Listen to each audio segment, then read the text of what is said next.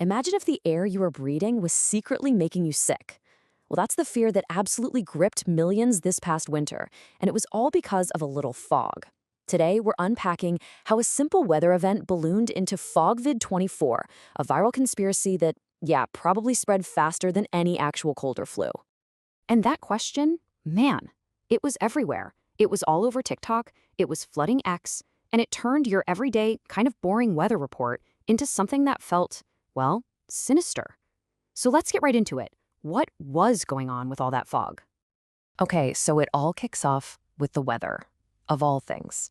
In the winter of 2024, this incredibly dense, kind of spooky fog just rolled into cities across North America and the UK. And it wasn't just normal fog. It looked weird, almost cinematic, and it just hung around. Naturally, it got people talking. Now, if you asked a scientist, there was zero mystery here. Meteorologists were all saying the same thing. This is a totally natural, seasonal thing. Just the right mix of temperature, humidity, the perfect recipe for thick fog. Simple enough, end of story, right? Well, not so fast. Because while the experts saw normal weather patterns, a whole lot of people online, especially on TikTok and X, they saw something else entirely. Something much, much more sinister. And for them, that whole normal weather explanation, it just wasn't cutting it. And this, right here, is where this story pivots hard. The fog stopped being just fog. It was given a name. And that one name, it changed absolutely everything. Let's talk about that name for a second. Fogvid 24. It's kind of a stroke of viral genius, isn't it? It was designed to sound official, a little bit sciencey, and it definitely echoes that global event we all just lived through. So right away, the conversation shifted. This wasn't weather anymore. It was a potential threat. The theory that popped up wasn't just some random idea. It had these really simple, powerful beliefs that made it super sticky. First, that the fog was man-made, not natural. Second, that it was a plot. Maybe the government, maybe something else. Third, that breathing it in gave you these very specific flu-like symptoms. And finally, that the whole truth was being hidden.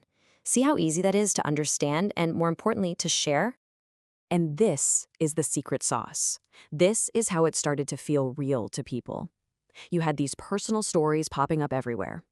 Think about it. You take a completely normal experience, getting a sore throat in the winter, and you connect it directly to this new scary thing. Then you just slap that viral hashtag on it, and boom. It's not a theory anymore. It's your neighbor's reality. So how in the world does something like this jump from a few weird posts to a global trend? Well, the way it's spread is really a masterclass in how things go viral today. I mean, just look at how fast this all happened. Early winter, you've got the first few posts. By the middle of winter, Fogvid 24 isn't just a word. It's a full-blown trending topic. Then you've got viral videos with millions of views showing people wearing masks outside in the fog. And the fact-checkers and scientists, they were playing catch-up. The story was already out there, and it was running wild. So the idea was the spark, but two platforms were pretty much the gasoline. You had TikTok, which was the perfect place for those short, spooky-looking videos of the fog and for people sharing their personal stories. And at the same time, you had X, which acted like the engine room, just pushing that hashtag over and over again until it was part of the global conversation. So, of course, you knew this was coming, right?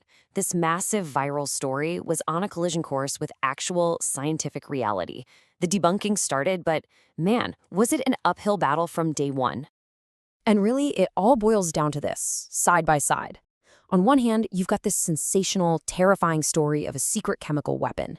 And on the other, the kind of boring, scientific truth. It's winter, it's foggy, and people get colds and the flu. That huge gap between the scary story and the mundane reality, that's exactly where misinformation loves to grow. And here's where the evidence for the whole theory just falls apart. Look at this. Every single symptom blamed on Fogvid 24, the sore throat, the headaches, the cough, feeling run down, is also a textbook symptom of the common cold, or the flu, or RSV. It wasn't some mysterious new illness. It was just winter. But here's the kicker. Even when you lay out all the clear scientific facts, it almost didn't matter. The damage was done. The conspiracy theory had taken on a life of its own. For a lot of people, the exciting story was just way more compelling than the boring facts. It really shows you how hard it is to put the genie back in the bottle once it's out.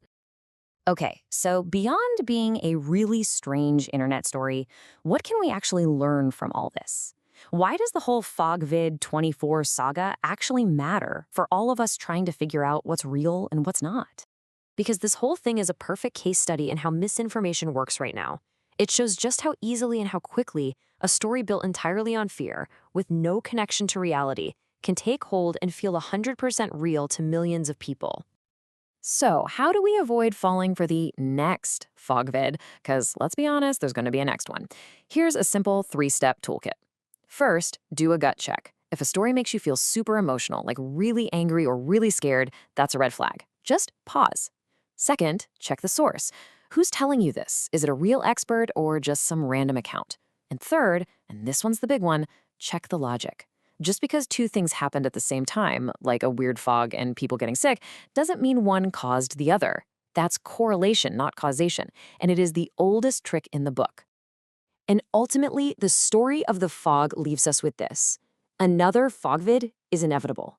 The machinery for creating and spreading these kinds of stories is only getting more powerful. So the real question isn't if it'll happen again. The question is, what are you going to do when it lands on your screen? Are you going to share it, or are you going to question it? Because that decision, that one little click, that's what shapes our shared reality.